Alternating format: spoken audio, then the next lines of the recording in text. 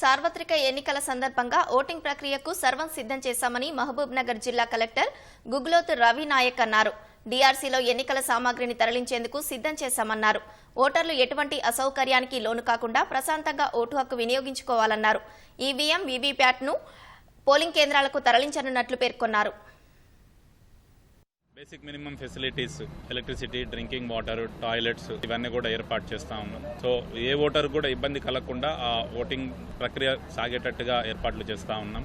So my request to all the voters is, మీరు అందరూ కూడా మీకు ఆల్రెడీ ఓటర్ ఇన్ఫర్మేషన్ స్లిప్స్ ని డిస్ట్రిబ్యూట్ చేశాం. ఆ ఓటర్ ఇన్ఫర్మేషన్ స్లిప్ లో ఉన్న polling station number, serial number చూసుకొని మీకు ఆ పోలింగ్ విఐఎస్ వెనకాల మ్యాప్ కూడా ఆ పోలింగ్ స్టేషన్ కి ఎట్లా చేరుకోవాలి అన్న మ్యాప్ కూడా దాంట్లో ఉంటుంది. దాన్ని యూజ్ చేసుకొని మీ దగ్గర ఉన్న ఓటర్ కార్డుని తీసుకొని, ఒకవేళ ఓటర్ కార్డు అందుబాటులో లేకపోతే ఈసీఐ వాళ్ళు నిర్దేశించిన 12 రకాల డాక్యుమెంట్స్ ని ఏదో ఒక డాక్యుమెంట్ ని తీసుకొని వెళ్ళి మీరు ఓటింగ్ వినియోగించుకోవాలి.